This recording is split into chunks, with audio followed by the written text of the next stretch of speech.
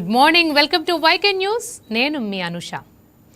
5 రాష్ట్రాల అసెంబ్లీ ఎన్నికల కౌంటింగ్ దేశ రాజకీయాల్లో కీలక మలుపుగా మారింది. కాసేపట్లో ప్రారంభం కానున్న లెక్కింపు ప్రక్రియ రాజకీయ వర్గాల దృష్టిని ఒక్కసారిగా రాష్ట్రాలపై కేంద్రీకృతం చేస్తోంది. అయితే ప్రధానంగా పార్టీల మధ్య గట్టి పోటీ స్పష్టమవుతూ ఎప్పుడైనా ఎక్కడైనా స్వల్ప ఆధిక్యం కనబడబోతుందా అనే ఆలోచన కూడా పార్టీలో కనబడుతోంది.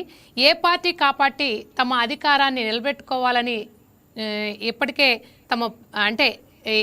ఏ కొంచెం ఆధిక్యం కనపడినప్పటికీ మా పార్టీకి ఆధిక్యం అంటే అధికారంలోకి వచ్చే ఛాన్స్ ఉంది కదా అని చూస్తున్నాయి. అయితే మిగిలిన పార్టీలు ఇది ప్రతిష్టాత్మక పోరాటం అయితే మార్పు కోసం ప్రయత్నిస్తున్న సువర్ణ అవకాశంగా మరికొన్ని పార్టీలు భావిస్తున్నాయి. మరి ఈ ఎన్నికల ఫలితాలు ఒక రకంగా చెప్పాలంటే కేవలం రాష్ట్రాలకే పరిమితం కాకుండా దేశవ్యాప్తంగా రాజకీయ సమీకరణలపై ప్రభావం చూపే అవకాశం ఉంది.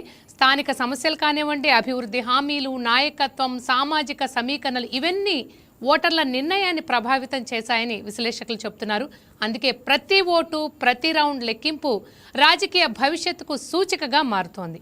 కౌంటింగ్ కేంద్రాల వద్ద కట్టుదిట్టమైన భద్రతా ఏర్పాట్లు, పార్టీ ప్రతినిధుల నిశిత పరిశీలన, అధికారుల పర్యవేక్షణ మధ్య ఈ ప్రక్రియ కొనసాగనుంది.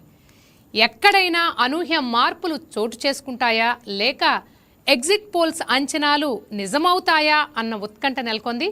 మొత్తానికి 5 రాష్ట్రాల ఎన్నికల కౌంటింగ్ ఫలితాలు దేశ రాజకీయ దిశను నిర్దేశించే కీలక సంకేతాలుగా నిలవనున్నాయి.